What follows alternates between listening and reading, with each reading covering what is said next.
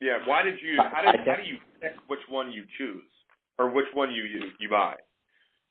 So when we, this kind of ties back to when we had the move into the new department.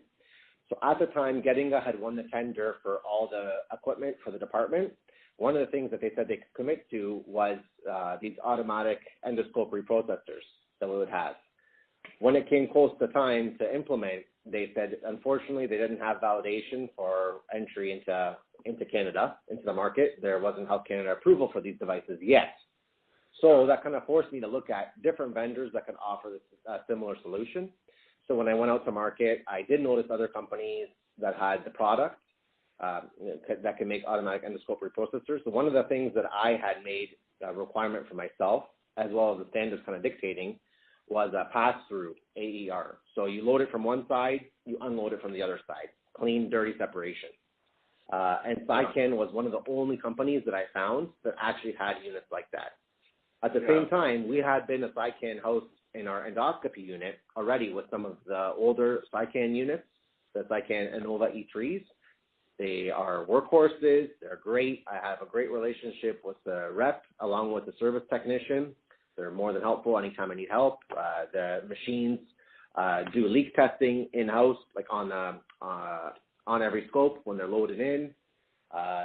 They're great. The cycle times are great. So that's why I ended up going with the Innova E4s in my main reprocessing department, because they can meet the needs of being a pass-through and adhering to standards. So, yeah. So who makes from an HLD and the low tap? Who makes the purchasing decisions? That would be me. Okay. Is there anybody else that influences you, or is it like at the end of the day it's up to you? End of the day, it's up to me. I would talk to my director and see if there's any thought that she had, just out of respect. And I would likely ask my staff as well and include them in the process, but the ultimate decision would lie with me.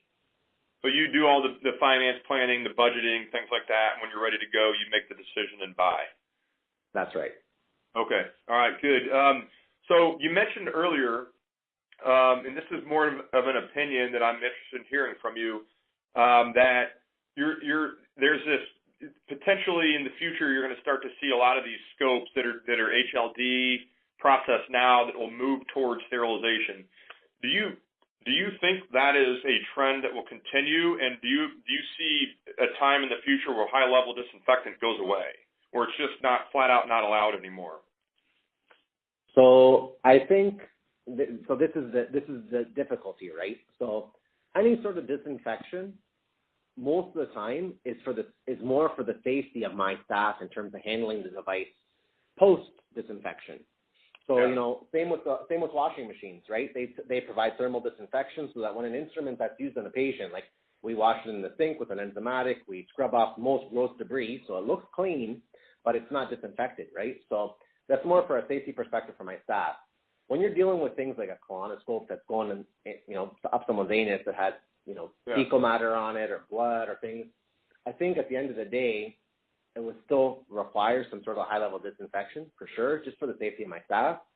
I think they're going to likely go away from a standards perspective as high-level disinfection being acceptable for use on the patient, but it might still be a requirement for the safe handling and use by my staff.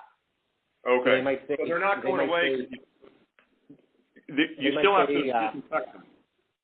They might say that, high-level disinfection is still required for safe handling and use for, medical device reprocessing staff, but the device needs to be sterilized for use on the patient, which is cool. Yep. But again, it just keeps on kind of piling on costs and stuff. So. Yeah, I got it. So, what's like a new product or technology that's common that you get excited about in your world? For me, it's less about the sterilization of stuff. It's more about how to identify damaged instruments and to improve efficiencies on equipment and assembling equipment, or even on the future of instrument creation. So instead of it being something that a vendor, we buy 100 of specific item from a vendor, they print them for us through